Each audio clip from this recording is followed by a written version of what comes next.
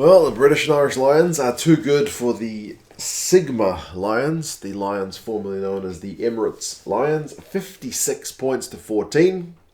Pretty lopsided in the end. They had to work for it a wee bit, but too good over the course of the 80. It was an interesting one where you thought at altitude, maybe the Lions, being the British and Irish variety, may fade a wee bit, but if anything, it was the locals who seemed to struggle with the pace of the game, and I mean, partly that was indeed to do with the selections that gets picked. He picked a pretty quick-looking side, and they really tried to run the Sigma Lions off their feet, kind of putting in quick passes, changing the point of contact, passes that they may ordinarily not throw, and just keeping the quick taps and quick lineouts and whatnot, just keeping the pace of the game high, really paid dividends over the course of the 80. I am a bit knackered. It's like 6 o'clock in the morning over here. Been up since midnight on 2 hours sleep because there's been so much bloody rugby on.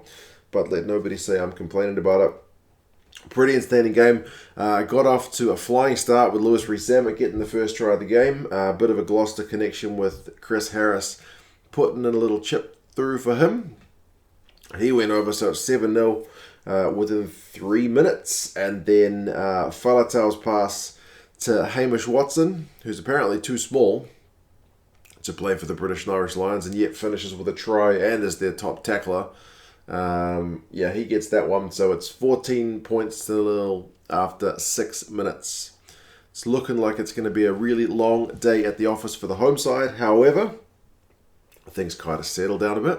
British and Irish Lions are put under a fair bit of pressure. They're having to do a bit of defending.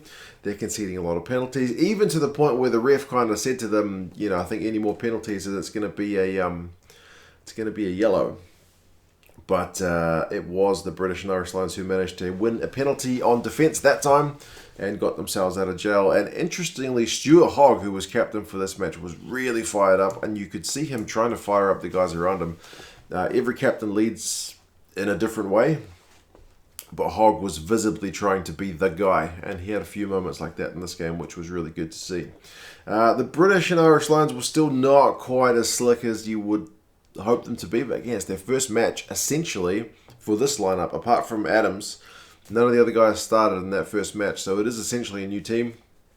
Like Price and Farrell kind of got in each other's way.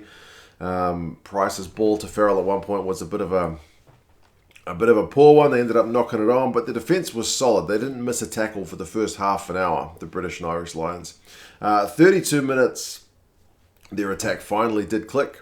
That one was a long line out from Jamie George. He threw it over the top of the whole formed line out. It went straight to Farrell, who put a ball behind the back to Price, and he was able to scoot over for the third try of the game to make it 21 points to nil. And you're wondering at that point, when are the local guys going to kick in?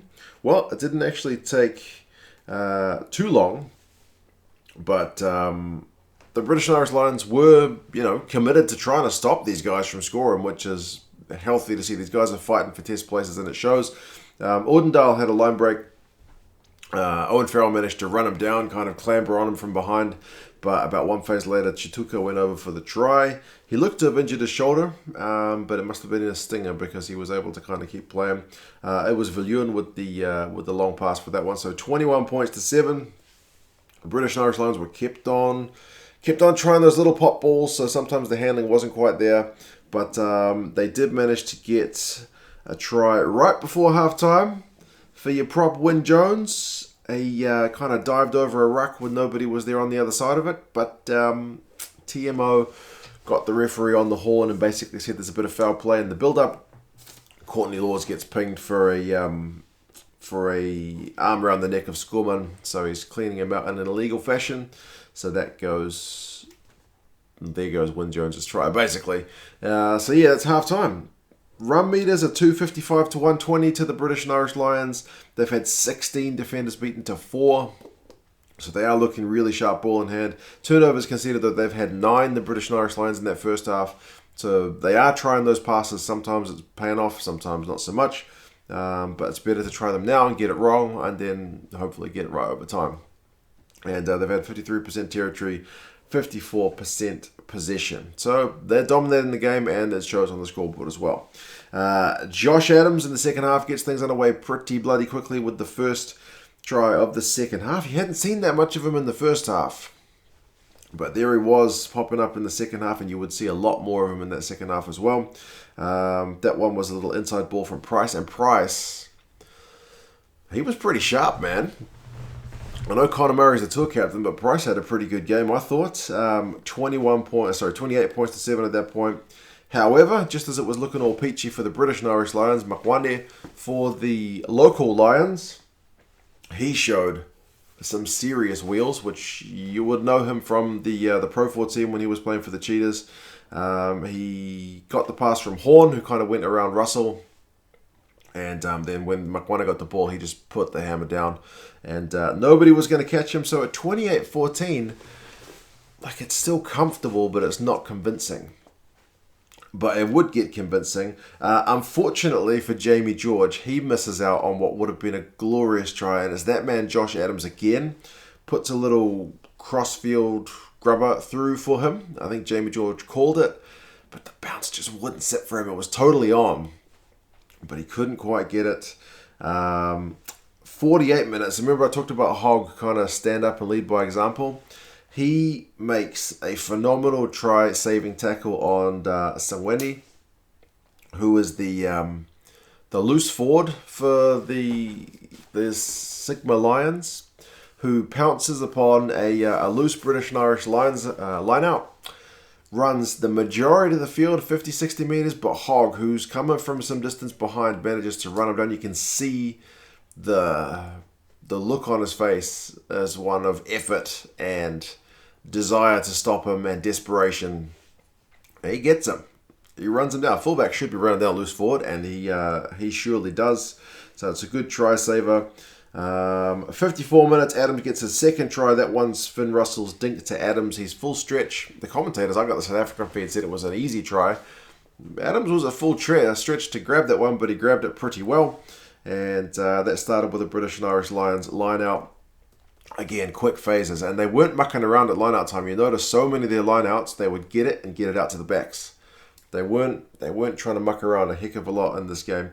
35 points to 14.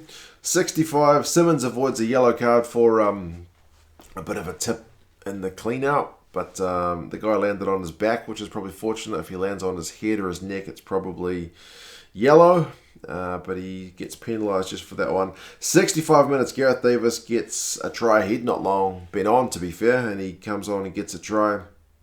The TMO did check the last pass. That one was Daly, who'd not been on that long either, with a bit of a scything run. And the pass wasn't forward, so 42 points to 14. Now it's starting to look like a bit of a rout. It would continue, though, because Adams would get two more. He gets the hat-trick one on 67 minutes, not long after he'd put a big tackle in on Olengo. Turnover ball from Hill, who offloads it to Adams, 49-14, and then Adams gets his fourth one. It's a maul, and Daly, after the maul, huge cutout pass, skips Hogg, goes out to the space because Viljoen had kind of cut back inside the cover, and 56 points to 14.